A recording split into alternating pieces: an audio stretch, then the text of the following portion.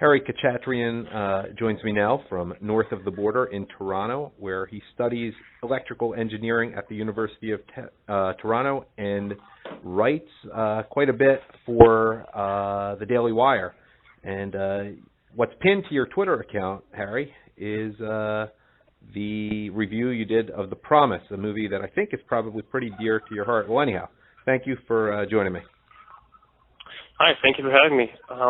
Yep. So my pinned tweet is the latest column I wrote on the Daily Wire.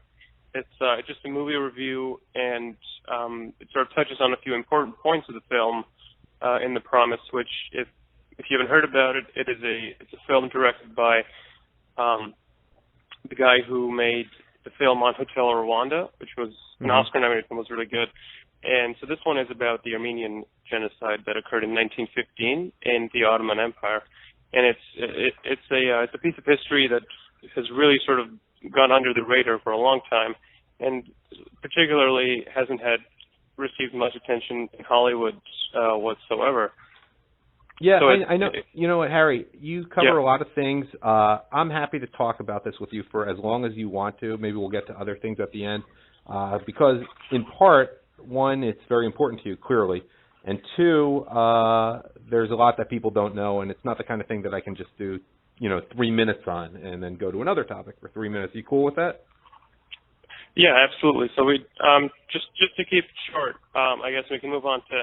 We don't have to keep it short. That's what I'm saying. Take your time. We can set something up for another time. I think I wanted to get some of the more fun headlines.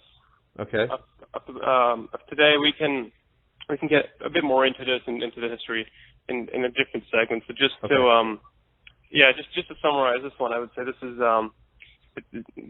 it's not sort of a light film. It's definitely a very kind of touching, emotional, and oftentimes difficult to watch movie. But I think it does a good job of accurately portraying the horrors of the genocide and what was actually orchestrated by the Ottoman Empire. So if you get a chance, if you can find it in a theater near you, do go check it out. It is a good movie. How's it doing so far? The film? Yeah, I mean at the box office. The box, I think it was around 30 million so far in the box office. That's impressive. But it is worth mentioning, I think, to my understanding, all the proceeds of the film do all go to charity. Okay. And I do have a few more questions about it. I'm not going to give you the whole history of the Armenian genocide, though I'm pretty knowledgeable. Yep. I've even made videos myself about it, even though not at all of Armenian background. How does it compare to two other big movies about the Armenian genocide? That those are Ararat, which I've seen, I think that was around 2007 maybe, and also The Lark Farm, which was an Italian movie. I've seen both of them, at least once. Okay. I haven't seen the Italian one. I have seen Ararat, which was directed by Atto Magoyan. I would say it was in a much more Hollywood style. I would say it was the film did have there was a love triangle sort of plot to it, so it was sort of packaged, as a Hollywood film. And I think it's a good thing in a sense that it draws a larger audience, people who they pay the price of a ticket. They don't just want a history lesson. They also, they want a story and they want character development. Right. So yeah, in that sense, I think that's the biggest difference. Is it more of an epic type film, like a historical epic telling a story and really getting a lot of history in there too? I think it is more of an epic, but I hope that we'll see more films on the topic. Like if I had to sort of rank it in my favorite films, it didn't reach the heights of something like Schindler's List, I would say, but for the most part I was pleased to see that the story did make its way to Hollywood, and I think it opens the door to possibly more films on the topic by other directors. Well, the Turks certainly fight against it, but my impression is certain topics Hollywood avoids, such as the crimes of communism in various countries through the decades, as opposed to obsessing about McCarthyism, which seems to have been right, in my opinion, about communism, but Hollywood loves making movies about McCarthyism. And, one thought I have, I know that a lot of the Armenian community were a little bit disappointed because Ararat was the first big movie about the Armenian genocide, and it did not really come as an epic. It was not that style, and I think people were a little disappointed. Like, if you're going to make a movie about it, this is the movie you're going to make. And then The Lark Farm, which you have not seen, really was kind of more of an epic, more historical. I thought Ararat was great. It was just a little more limited in what it tried to do. I highly recommend it. Again, it's Ararat, if people want to see it, A-R-A-R-A-T. One other thing I think we need to point out is a lot of the reviews are bad for The Promise, and you can probably explain why. I think I saw it in your article. Yes, that's right. As I did point out in the article, even before the film was released, there was an entire orchestrated sort of assault on the comment sections of various websites, one of which I think the popular IMDb, the Internet Movie Database, where people were spamming one-star reviews, particularly from, I guess, genocide deniers from the Turks. They were spamming it with very low reviews to bring down anticipation of the film. But to my understanding, this has been reported by a few reputable sites, so I don't think they did much to damage the film. If anything, they did a service in the sense that people could see just how much resistance there is to this from the other side. Since neither of us are going to be too popular among very pro-Erdogan Turks, it seems like, based on this interview, why don't we, since they hate us already, talk about what happened yesterday in D.C. involving Erdogan's people there? Yeah, I thought that was just shameful, and I believe this has happened again previously when Obama was president. And effectively what happened was Prime Minister, you can effectively say dictator Erdogan, his henchmen who were there with him, they were for some reason under the impression that they, anytime they're around Erdogan, it means they're also in the sort of oppressive dictatorship of Turkey, and they could deal with protesters in any way they want. So basically, what happened was, people who were protesting Erdogan's fascist regime in America were literally being beaten by his thugs. Amazing. And in the United States, in the District of Columbia. Yeah. Wow. And if anything, it should give people watching a good understanding of what an actual fascist looks like. People who throw around the label so casually, I think it does really do something to see what it actually looks like when people are really fascist. And were the people mostly Kurdish who were protesting yesterday? That's the impression I got. Yeah, that is the impression. People who are advocating for Kurdish independence, for the most part, was them. Yeah. And just so people who may not know that much about the part of the world, the worst massacres, at least in the last 100, 200 years, that Turkey has done have been against the Armenians, but that is not to say that they have not been pretty brutal to the Greek population in Asia Minor, the Assyrians, and the Kurds as well. Though my understanding is the Kurds were kind of on the wrong side of the Armenian genocide. Am I correct with that? And that the Arabs were not so harsh on the Armenians. But please correct me if I'm wrong about all that. No, so the Kurds they were definitely on the receiving end of the Turks' aggression, and during the Armenian genocide, my understanding was they joined in the persecution against the Armenians. I may be totally wrong. You know more about it than I do. Yeah, well, I'll have to read specifically on where the Kurds were in the Armenian genocide, and get back to you. But I think since then, I think the relationship with the Kurds has been a quite interesting thing. So from what I've heard, they are pro-American. At least they have been in recent days since we promised them an independent state. But at the same time, I think the Kurds are communists. So I'm kind of hesitant to call them a pro-American ally outright, but I know that we have promised to give them an independent state, but that hasn't happened so far. Okay.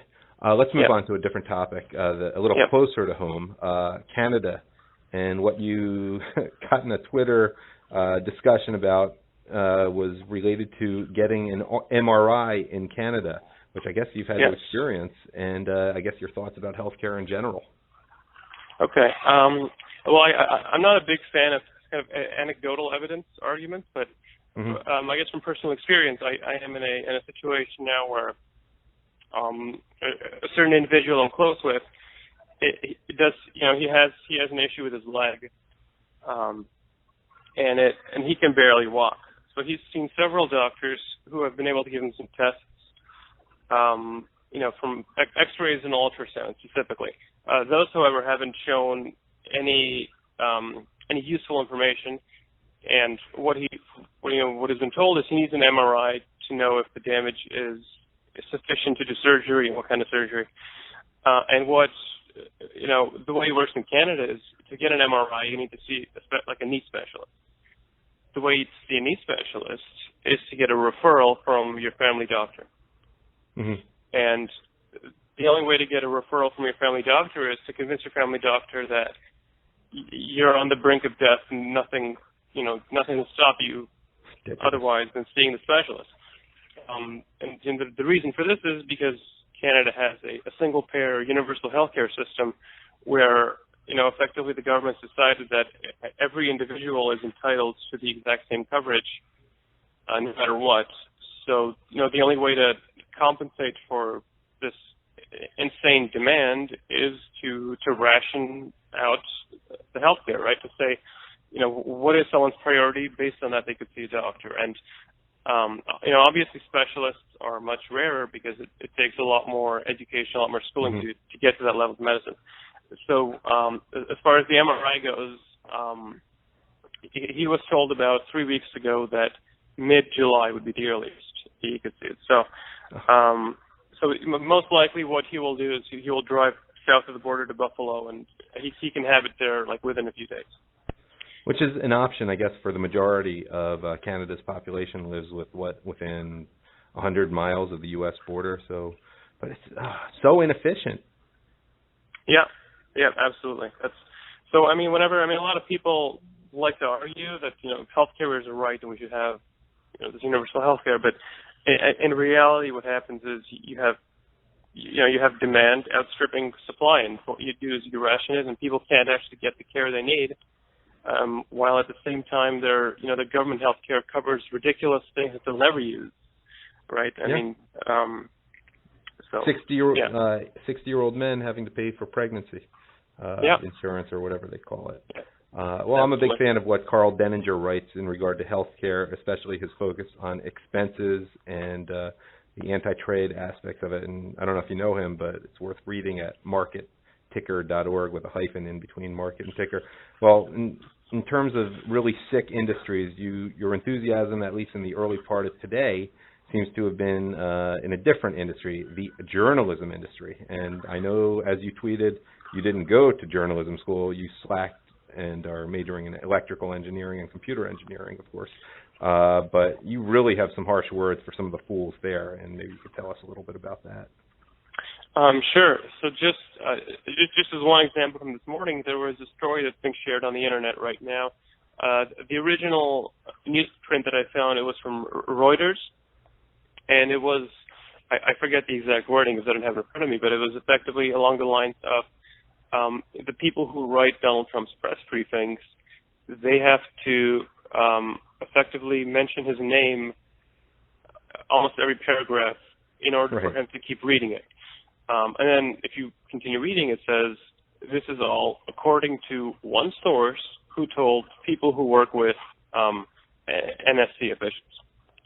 So, I mean... And that one source, of course, is unnamed, as the Washington Post seems to be fond of. One unnamed source, which, I mean, I think is okay. I mean, I think you can have an unnamed source tell you things, but what becomes problematic is whenever you sort of go forth and present this as an objective fact, rather than pure gossip, which is, essentially what it is. Yeah, I like your response to a Brad Jaffe, whom I don't know much about, who wrote, "You might not read a more astonishing sentence today about what you just talked about," and then your response to him. And I love the way you handle these people. That's how you first got my attention. You wrote, "Would be nice to have actual on-record sources for this stuff." You probably deserve a lot more retweets and likes on that particular one. And I like some of the other thing your response to your retweeting of CNN is Hitler. Matthew Dowd over at ABC, oh boy, he's a piece of work, who wrote, "Find it quite amazing of folks who watch." He doesn't even have it grammatically correct. Find it quite no, I guess he does have it correct. "Find it quite amazing of folks who watch Fox News constantly, read Breitbart, listen to Rush constantly, complain about bias in media." And then CNN's Hitler wrote, "Because, dumbass, it is not bias. If, unlike ABC News, you are honest and 100% open with your audience about your political standing." Though, of course, we know that Fox News isn't exactly 100% conservative. I don't know. Any final thoughts on this particular issue? Yeah, I think it's it's almost self-explanatory, but I think there's a clear distinction between what's commentary and what's news. Like I wouldn't attack someone like Sally Cohen from CNN for being biased because she's a political commentator. But on a larger scale, CNN is a news organization that presents itself as an objective news reporting organization. So when people like Jake Tapper, they tweet, like whenever, I think that this is an older tweet that I had in response to Jake Tapper. What basically happened was, I think Ivanka Trump tweeted something about refugees, and in response to her, Jake Tapper tweeted at Ivanka, "Do you not see a disconnect here between the fact that your father is banning refugees and you are concerned for refugees?" And I just responded to Jake Tapper was, "Do you not see a disconnect between what is political commentary and what is actual news reporting? Please clarify this, Jake." Well done. And of course, to him, I no doubt Chelsea Clinton is probably still off limits at the age of 38 or whatever she is, and forget about Malia and Sasha Obama. Yeah. God forbid. And, I will add, because I went back a few days in your tweets before we got on the air, Ivanka Trump, it's not like you're blindly following her. You kind of slammed her on Mother's Day, as well as Chelsea Clinton. And tell us about that.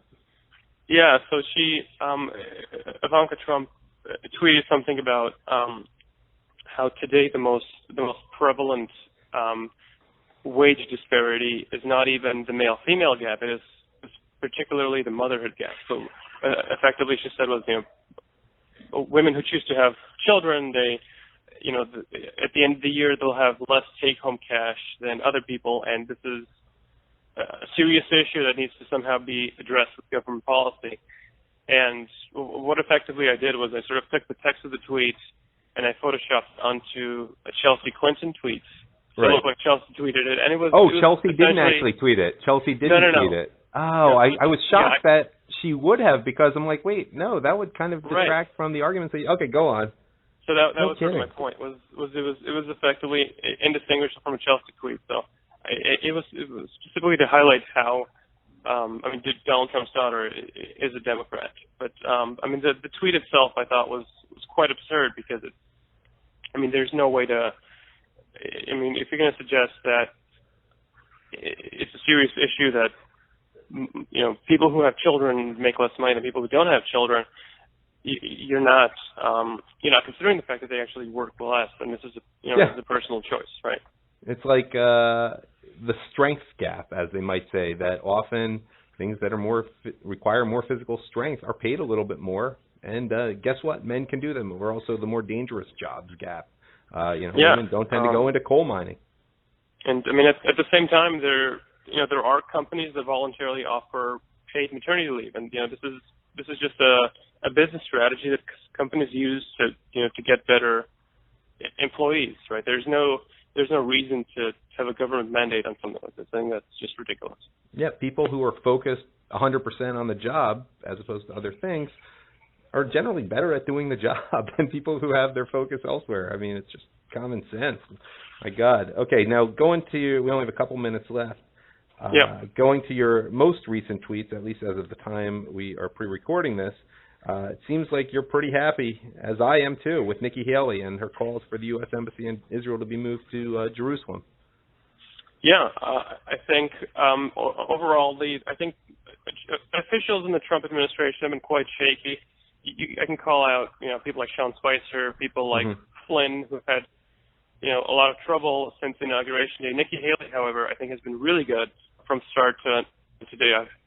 Definitely.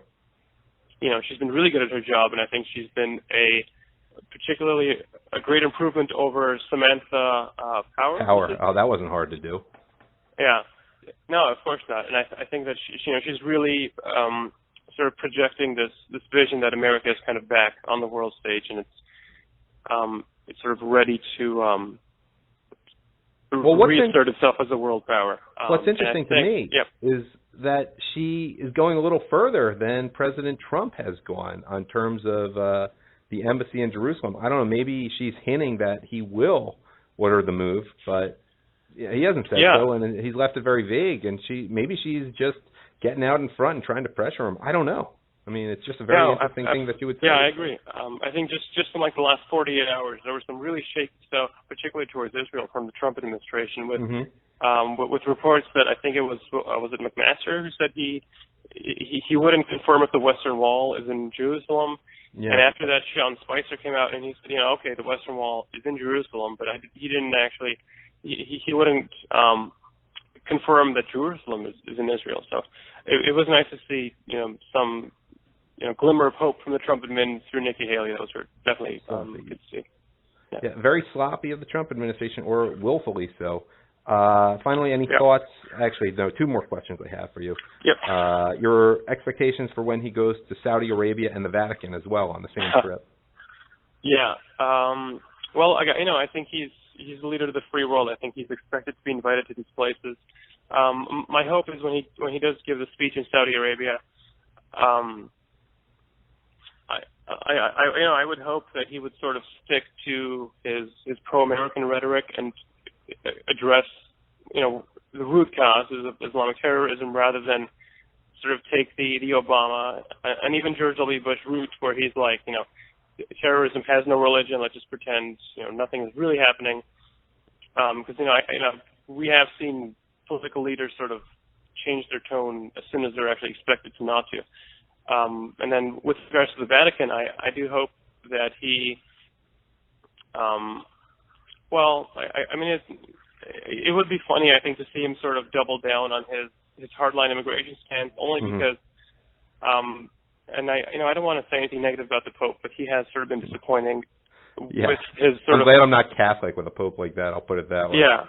I feel like it's just really unnecessary political commentary, specifically with regards to, the United States' immigration policy, which is just the most absurd thing ever. When throughout the last 8 years, he was very silent when Barack Obama had Little Sisters of the Poor paying to fund abortions. Right? I mean, this didn't bother the Pope, but deporting illegal immigrants. Wow, that's a real issue. And there's a pretty big wall around the Vatican. I'll leave it at that and just say that I like what Ann Barnhart has to say about the Pope on an ongoing basis. Your most recent tweet, I'll end with this one. I don't even know if you have anything to add, but I'm going to just read it because I thought it was pretty good. Genuinely curious how all the Dems calling for impeachment feel about a President Mike Pence after accusing him of wanting to electrocute gays. That's pretty self-contained, but anything you want to add? With regards to impeachment in general, I guess there's a few points to add there. I don't really, I know a lot of people, even on the right, are strangely saying that impeachment is actually possible with this newest piece of news, with regards to the memo, right, where apparently James Comey said he has a little soft note he made of Donald Trump saying, lay low on Mike Flynn. Even if this note exists, first of all, I think it's really incriminating to Comey, who's testified in front of Congress under oath that no such thing has ever happened. So I think he's in a real trouble in that case. And second, well, of course, with Comey, they could just discard him, as Democrats often do, with the way they discarded, say, Seth Rich, a name that's in the news lately. Yeah, of course. But I think with regards to actual real steps towards impeachment, I highly doubt it's possible until past 2018, if somehow Democrats control more of the House. Maybe then, but there's no way. Let me just wind down by saying Harry is at the Daily Wire, and he's worth following on Twitter, at Harry1T6. He particularly uses Twitter well. Not everyone who's on there and is famous or is a writer necessarily uses Twitter to the best of 140 characters or less, but Harry really does. And Harry, it's been really great talking to you again. Thank you. It's been a pleasure being on.